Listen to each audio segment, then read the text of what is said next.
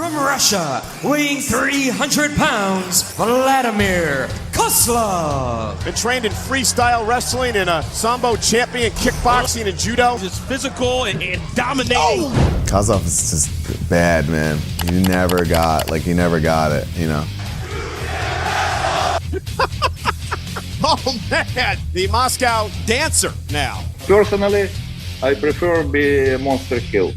Before Gunther took WWE by storm as the terrifyingly stoic European monster heel, there was once a man named Vladimir Kozlov who was heavily pushed to be the next main event superstar, only to end up becoming one of Vince's many failed experiments forever lost in the annals of the company's history. So what exactly happened? How can someone go from defeating The Undertaker clean and almost winning the WWE title to becoming a comedic goof with Santino Marella by the end of his 3-year stint? In order for us to find out how the gimmick failed, let's go back to when he was first discovered by WWE. Initially going by his real name, Oleg Prudius began his pro wrestling journey in April of 2006 as part of Deep South Wrestling, one of WWE's former developmental promotions. Being a 6'8", 300-pound beast of a man with background in both boxing and martial arts, it was no surprise that WWE, particularly John Laurinaitis, saw him as a highly touted prospect. Because of this, he was booked to be a dominant force from the get-go, beating pretty much everybody in the developmental scene, and management didn't waste any time showcasing their hot new prospect. By December of that year, the now renamed Vladimir Kozlov started getting teased through multiple interview segments, showing up in all 3 main roster brands. I love WWE. It was also around this time that Kozlov got moved to another familiar developmental territory, OVW, where he would continue his brand of dominance, joining a faction known as the Cruel Administration, and even won the OVW Heavyweight Championship at one point, though he gave it up to his stable leader that same night. After a pretty successful developmental stint, WWE decided to call the Russian up the main roster, and he would make his debut on the April 4th, 2008 episode of SmackDown, squashing some local talent. Kozlov's presentation immediately stood out amongst fans as he came out to literally no music and Titantron, just a single spotlight following him around as he walked through the ramp. From here on out, the Moscow Mauler would receive a massive push, building an impressive 4-month winning streak and all the while being made to look like an unstoppable juggernaut. But after destroying every notable jobber on the roster, Kozlov started to demand for better competition, so the following week, he took it upon himself to find said competition by blindsiding Jeff Hardy after his match against D. Brian Kendrick. Later that night, he would also deliver a post-match beatdown on SmackDown's top dog, WWE Champion Triple H, standing tall over him to end the show. This unsurprisingly drew the ire of the game, who came out on the following SmackDown during Kozlov's match looking for a fight. The 2 monsters would gang up on him, however, until Jeff Hardy came out to even the odds. This ended with Kozlov escaping a sledgehammer mauling by the skin of his teeth. Over the course of the following weeks, he continued to make both Hunter and Hardy's lives a living hell by constantly interfering in their matches. And on the October 17th episode of SmackDown, Kozlov would score his biggest victory yet, pinning Jeff Hardy clean in the main event. So after missing out on the pay-per-view, Kozlov decided to cut a promo and just outright demand Triple H for a title shot, to which the game responded by telling him to shut his mouth and bring it up to General Manager Vicky Guerrero. And well, he would do just that, with Vicky actually agreeing to it but on one condition: he has to beat The Undertaker first in order to earn the title shot. And on the following week, Vladimir Kozlov would go One-on-one with The Undertaker. The match wouldn't see a proper conclusion, however, as Jeff, who wasn't too pleased about the GM's decision, came down to the ring and brutalized both men with a steel chair, causing a disqualification. But since Kozlov technically won by getting hit first, Vicky granted him the title opportunity anyway and made the match official for Survivor Series. A contract signing would then be held after that, and just when things were starting to get heated, Hardy would again get involved, putting Kozlov through the table and ripping up the contract. With growing concerns that a straight-up Triple H vs Kozlov match wouldn't be entertaining enough for a big pay-per-view, and rightfully so, WWE decided to change up the initial plans. So after beating the game in a non-title competition, Jeff Hardy would get inserted, turning it into a triple threat. However, during the show itself, Hardy would end up not competing as he was found unconscious in a hotel stairwell earlier that night, which resulted in the match becoming a boring slog as many expected.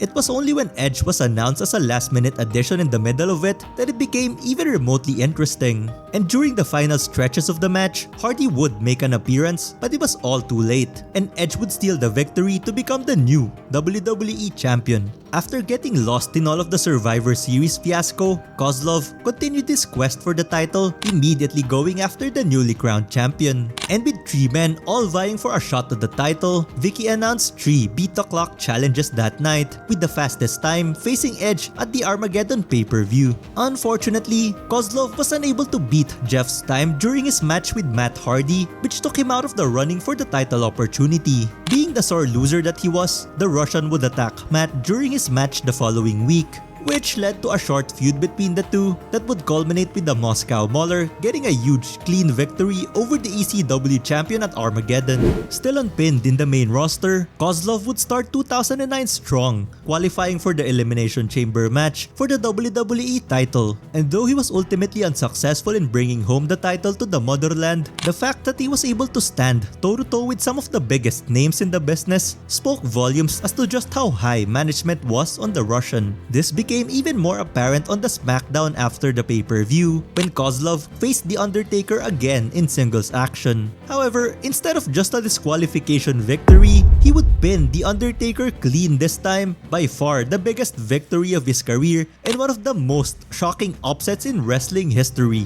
This win was supposedly meant to set up a WrestleMania feud with the Deadman, with Undertaker even saying in a later interview that Vince wanted him to be the guy to end the streak. Thankfully, WWE saw some sense and booked the greatest WrestleMania match ever instead. Unfortunately, this was also the turning point for Kozlov's career, as his push quickly went down the drain, getting pinned for the first time by HBK the following week on Raw, and then by Undertaker on SmackDown, and the next thing you know, he was racking up losses week after week. On the 2009 WWE Draft, Kozlov would get demoted to ECW and go through somewhat of a hard reset, building his winning streak back up by squashing jobbers. It was only until July of that year that he truly found some real competition when he lost to Christian in a #1 contendership match for the ECW Championship. After that, he would be involved in a one-upsmanship feud with Ezekiel Jackson for several weeks, culminating in a tag team match in which Jackson would turn on his partner Christian and align with the bad guys. And thus, an unlikely alliance known as the Ruthless Round Table was born. With Regal as the brains of the operation and 2 monsters by his side, the Ruthless Round Table would immediately run amok the entire ECW, laying waste to everybody in their path. And while the group looked pretty strong throughout their time together, they ultimately failed to achieve their primary goal of putting the ECW title in Regal's waist, with Christian serving as the perfect foil for the faction. Eventually, cracks would start to form within the unit, with Kozlov and Jackson butting heads week after week.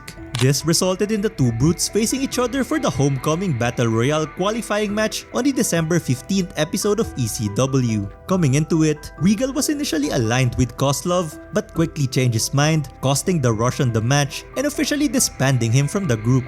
Kozlov would have a few more run-ins with his ex-stablemates the following weeks, but when ECW completely went down under by March of 2010, the entire roster were left directionless as free agents. He would later get signed by Raw and beat John Cena in his very first match on the roster, albeit in a 5-on-1 handicap stipulation that is. After this though, Kozlov would find little to no success in singles competition, so he decided to ally again with the familiar friend turned bitter enemy William Regal. This didn't do much to change his fortunes either, and around May of that year, he would find himself in the crosshairs of one Santino Marella, not as a foe however, but a potential ally. Over the next couple of weeks, the Milan Miracle would try his best in convincing Kozlov to become tag team partners, only to get harshly turned down by the Russian. But then, on the May 31st edition of Raw, Kozlov seemed to have a change of heart as he would help Santino win a mixed tag team match against Maurice and William Regal. as if things can't get any weirder, the following week, he would face Santino in singles action with the type of match being decided by the viewers, which turned out to be a dance competition because of course it was. And while not being too happy about the results, Kozlov took the competition seriously and even won the whole thing.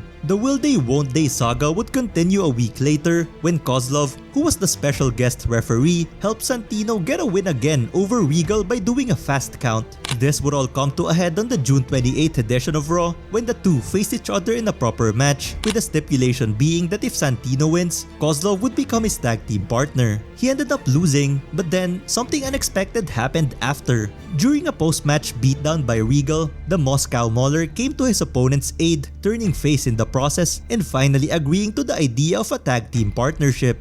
Now an official team, Kozlov and Santino would surprisingly knock it out of the park right away, accumulating victories each week, even defeating the Usos to become #1 contenders for the tag team titles on November that year. By this point, the Russian had also completely shredded his old intimidating nature and turned into a comedic act much like his partner. And while they were unsuccessful in dethroning the Nexus at Survivor Series, they'd get another chance in a fatal 4-way elimination match on the December 12th episode of Raw. This time, Kozlov and Santino would achieve the unthinkable, beating all the odds to become the new tag team champions. Their reign, while short and forgettable in hindsight, was actually pretty successful as they were able to defend the titles 5 times over the course of 2 months. Unfortunately, they would drop the belts back to Heath Slater and Justin Gabriel on the Elimination Chamber 2011 pay-per-view and never won them back again. This pretty much spelled the end of the duo's short-lived push, and by late April, Kozlov would become more of a mainstay on NXT, where he became the mentor of Conor O'Brien. And after failing to help his rookie win the season, Kozlov opted to stick around NXT for a bit longer as he feuded with fellow mentor JTG over some pointless and ridiculous bets, which he kinda won, I guess, since he beat JTG in all of their scheduled matches. During this time, he still sporadically wrestled in tag team action with Santino on the main roster, though mostly just to serve as cannon fodder to other teams. And on the August 5th edition of SmackDown, Kozlov would get written out of TV by Mark Henry when he kayfabe injured his leg after their match. On that same day, it was announced on WWE.com that Vladimir Kozlov has been released from his contract along with other superstars as part of a massive budget cut. Post-WWE, he would continue to wrestle for about a year, competing in the now-defunct Japanese promotion IGF, before retiring from wrestling altogether in 2012 and starting a career as a stuntman, actor, and film producer. More recently, he did return into in-ring competition as a member of the TNA roster, but mostly in a part-timer role. His WWE career might not have ended the way he wanted, but to this day, he still credits his time with the company as a big reason for his success in other ventures. So how bad was Vladimir Kozlov actually? If I was to rate the gimmick on a scale of 1 to 10, I'm giving it a 5 out of 10. Let me explain why. I'm actually pretty conflicted about this. On one hand, I like the initial vision for the character. It's just that he was rushed into a prominent position even though he clearly needed more time to develop. While this might work on rare occasions, with Brock Lesnar and Kurt Angle being prime examples, more often than not, it becomes a colossal flop. What I think would have been better was to have him get called up to ECW instead, where there's definitely less ice and less pressure to deliver right away. That way, he could hone and develop his craft while still being made to look dominant, maybe even win the ECW title a couple of times. But hey, he did beat The Undertaker twice. Not many all-time greats could say that. If you watch this video all through the end, let me know by saying I love WWE in the comments below. And if you want to see how Fandango's career was ruined with one injury, check out the next video in your screen. See you there.